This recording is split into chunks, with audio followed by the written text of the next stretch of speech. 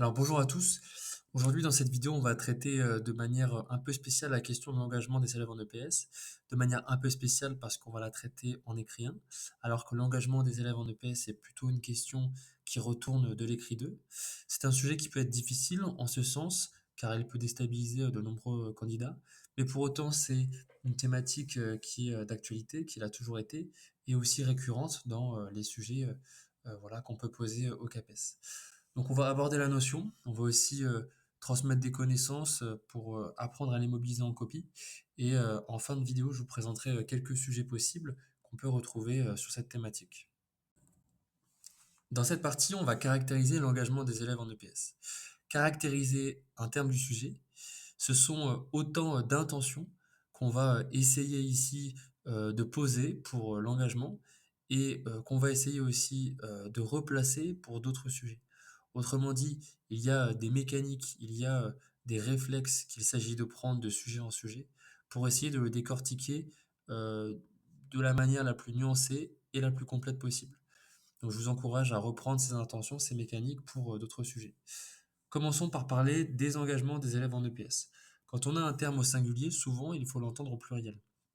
C'est-à-dire qu'ici on a l'engagement des élèves en EPS. Donc cela sous-entend qu'il y a des engagements différents en fonction des élèves et des typologies d'élèves qu'on va aborder.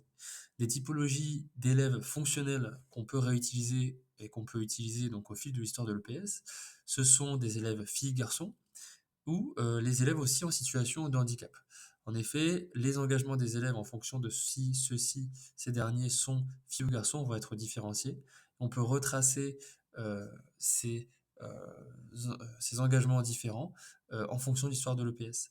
Par exemple, en P1, on va avoir des engagements très représentatifs, justement des stéréotypes sexués et genrés de l'époque, avec une permanence encore aujourd'hui dans l'enseignement de l'EPS, mais avec une mixité qui se veut de plus en plus réfléchie.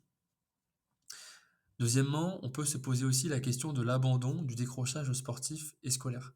En effet, quand on a un terme comme ça central autour de l'engagement, on peut se poser question de sa déclinaison, c'est-à-dire on peut l'entendre d'une manière très forte, par un engagement frénétique et un excès d'engagement, mais on peut aussi l'entendre dans une dimension plus faible, en parlant de l'abandon et du décrochage.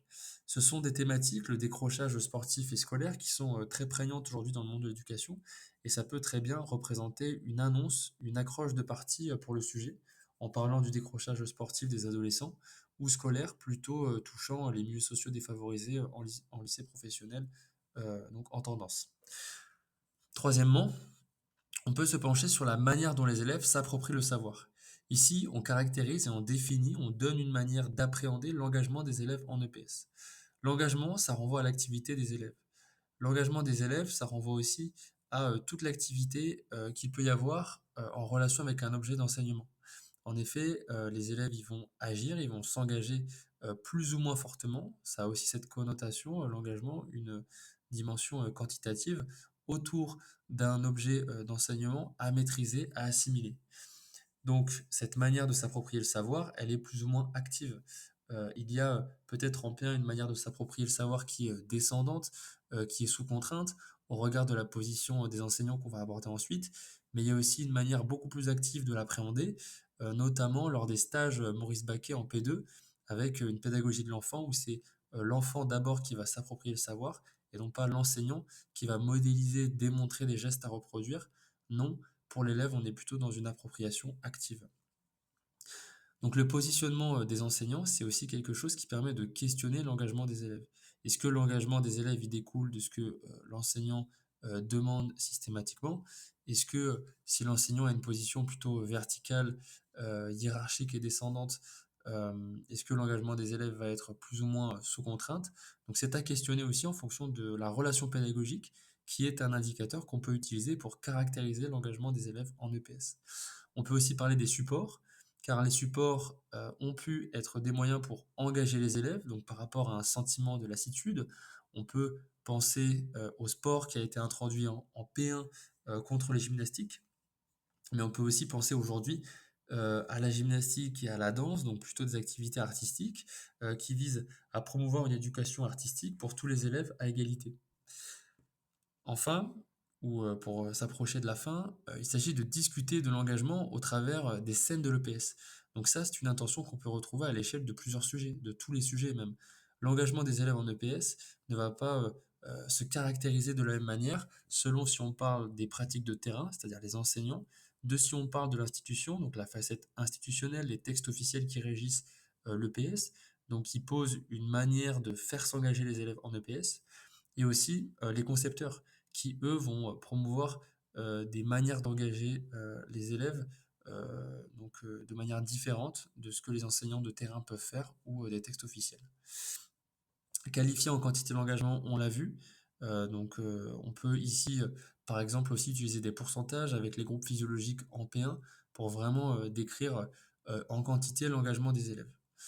Enfin, et un conseil qui sera valable pour toutes les dissertations, ne pas généraliser les leçons de PS, donc faire attention quand on parle des leçons de PS, il y a autant de leçons de PS que d'enseignants, et donc il s'agit vraiment de préciser le point où on se situe.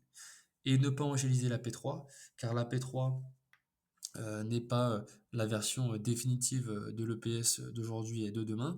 Il s'agit de discuter des mises en œuvre et des manières de procéder pour essayer un petit peu de décliner la manière dont les élèves s'engagent en EPS et d'aller vers d'autres voies pour engager les élèves en EPS. Ici, quelques connaissances à mobiliser qu'on peut utiliser, dont on a parlé juste précédemment. L'introduction du sport à l'école avec Baquet 42 et Gomez en 2012 qui va faire une recension de l'introduction du sport à l'école, donc qui vise à mobiliser les élèves par rapport au gymnastique. On peut aussi donc comparer l'introduction du sport par rapport au gymnastique avec l'article de Michon et Carité en P1. Et introduire de la nuance en P3, très important de discuter. On peut parler de Gatouillan en 2019 qui nous renseigne sur les raisons de l'abandon sportif chez les adolescents. En fait, le sport et la manière d'enseigner le sport, une certaine manière de traiter le sport à l'école et en dehors, eh bien, peut précipiter l'abandon du sport.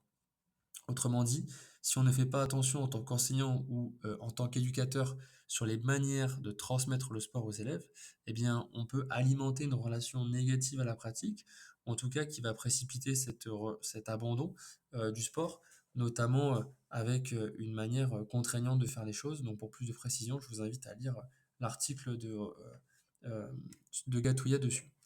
Benaïn en 2007, elle aussi, elle va parler plutôt, donc pour la P3, des supports d'enseignement, avec une programmation qui est majoritairement tournée sur les activités du chant et du chant 4.